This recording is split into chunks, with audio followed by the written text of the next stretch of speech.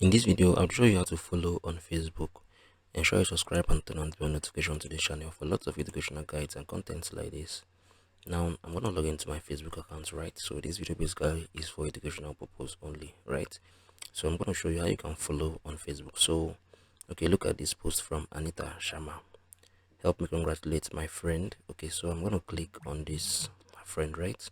Wait for his profile to open. So I'm going to show you how you can follow this account right now, right? So the guy is an affiliate marketer. He's an online entrepreneur, as you can see this. So what you need to do, you need to click on these three dotted icons, right?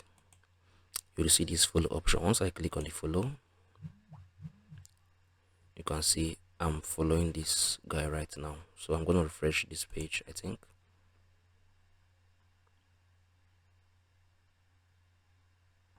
Yeah, so you can see I'm following this guy right now. So this is basically how you can follow someone on Facebook. If you find this video helpful, share your thoughts below in the comment section. I'll see you guys in the very next one.